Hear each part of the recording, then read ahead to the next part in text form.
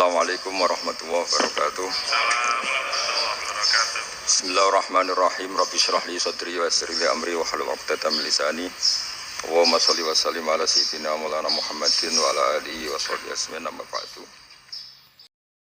Cara ngelawan hegemoni barat atau derasnya media massa. Ya sudah, kalau nggak punya kan nggak keserang.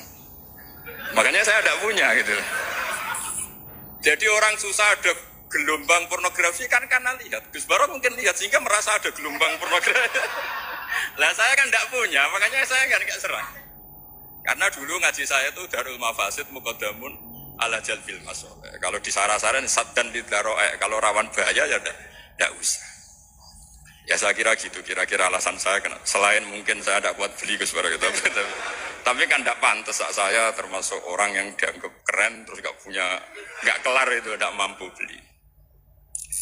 Tapi yang saya mencintai anak-anak Anwar karena salma mater dengan kita, dan nanti kalau misalnya ada tanya jawab ya biasa saja seperti dulu. Anda tidak harus yakin saya benar, meskipun Anda jangan yakin pendapat Anda benar. Tapi masalah media memang mulai dulu Banu Tamim itu pernah juga datang ke Rasulullah bilang innamat hanazinun wa dhammana syainun, itu masyhur. Ya Muhammad, kita ini iman tanpa dijajah Anda. Kita iman karena bukan kalah perang. Dan kita komunitas yang besar. Sehingga perlakukan kami dengan khusus. Karena sekali saya muji Anda, maka pujian kita adalah menjadi zainun laka. Menjadi hiasan, menjadi pencitraan yang bagus bagi Anda. Wa inna dhammana syainun, sekali kita mengkritik kamu, maka kamu dalam bahaya. Syainun, maka kamu akan hina. Apa jawab Rasulullah? Enak saja Nabi jawabnya. Zaka Allah. Kita ini orang iman. Kalau dikritik media ya tenang saja. Yang penting indallah benar. Nah mungkin saya latihan di makom itu sehingga saya itu sama media biasa saja. Istri saya lihat sinetron. Setahu saya gitu. Bersumpek itu delok dunia gitu. Hiburan delok sinetron. Ini sebenarnya kita subjek apa objek? Kalau menurut Mas Hakim objek. Kalau saya ya kita subjek. Kalau bosan ya ganti saja.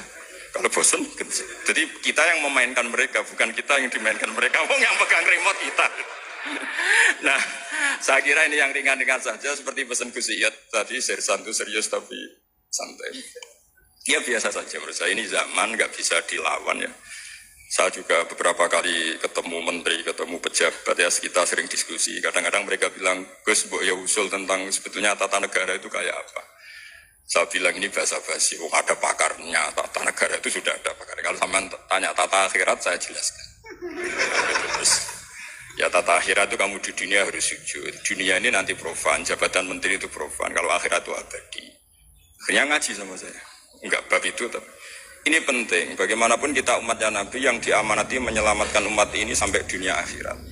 Kalau yang di dunia sudah ada spesialis, ya kita terima. Bagaimanapun orang Islam itu kalau bisa ya fit dunia asal. Tapi yang sudah agak-agak berKTP akhirat kayak saya, jangan dipaksa. Ini penting ya, karena memang ayatnya wafil akhirati hasanah. Jadi kita tidak boleh hanya bicara kompetisi antar TV macam-macam. Kalau antar program pengajian mau saya, karena itu. Ya saya kira demikian, ini penting ya pembanding itu. Karena saya punya cerita ya, betapa Rasulullah SAW ini sangat-sangat akademik ya. Saya punya cerita agak serius. Setelah ini selesai, saya ini terakhir Gus Baros. Suatu saat ada seorang sahabat. Ini yang disetujui atau diamini oleh para ahli tafsir. Dia perang gitu atau ditugaskan ke Nabi. Di kitab saya sahabat itu namanya Muhallam bin Jassama. Saya nggak tahu kalau nama itu di kitab Anda karena beda kitab namanya beda. Dulu itu kalau saya jago Tyson, kok Tyson kalah, di TV saya Tyson menang gitu. Tapi semenjak ada real time katanya nggak mungkin nanti. Kalau Tyson menang ya menang semua. Tapi kalau kitab itu beda. Di ayat idza darabtum fi sabilillahi fatabayyanu itu. Kemudian Muhallam bin Jassama ini membunuh satu orang. Di kitab saya namanya itu Amir bin Abbad. Setelah dibunuh, padahal orang ini setelah terdesak melafadzkan la ilaha illallah Muhammadur Rasulullah. Dalihnya ini kan tentang informasi juga. Ini kaitannya masih informasi. Saya bukan menyempal dari tema. Ditanya sama Rasulullah, kenapa kamu tetap bunuh padahal dia sudah melafadzkan la ilaha illallah? Kata dia, innama qalaha muta'awidzan. Dia melafadzkan itu karena muta'awidzan saja, ingin berlindung dari serangan kita.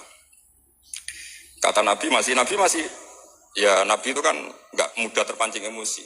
Halah syakok ta'an batni. Bahwa kamu bedal ya, atau kamu bedah lah. Hatinya isinya kayak apa. Si mulaham tadi masih balik. Ya Rasulullah, lau syakak tubat nahu, akun tu'a'lamu ma fi qalbi.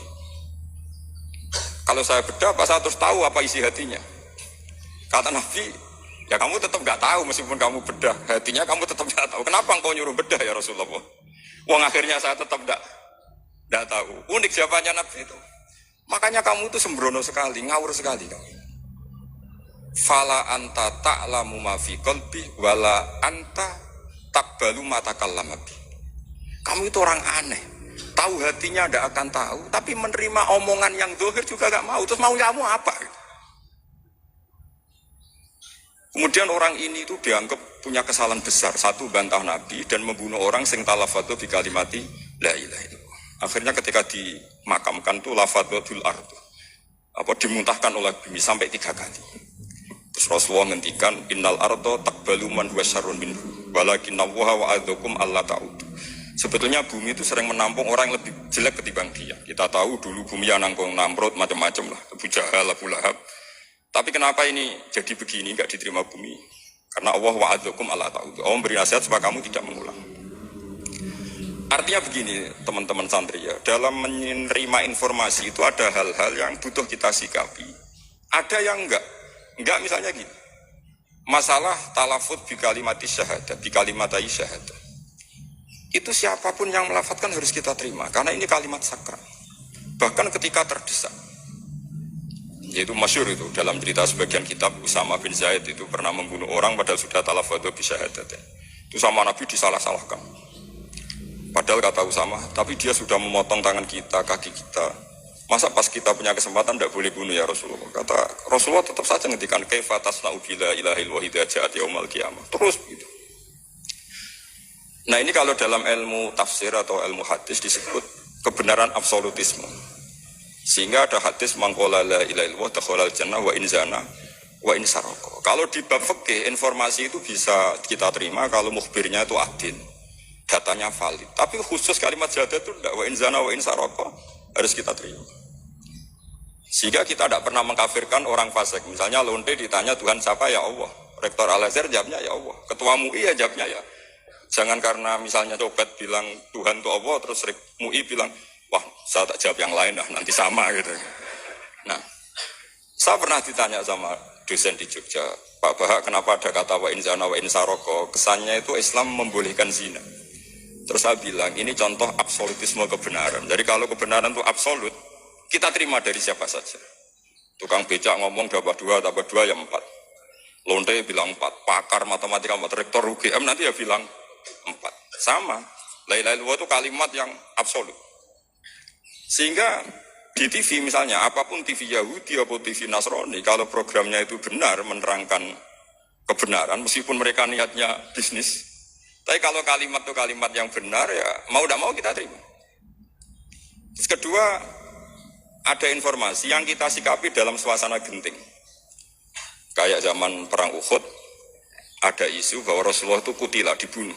Kemudian ini melemahkan para orang Ansor dan Muhajirin atau Muhajirin dan Ansor.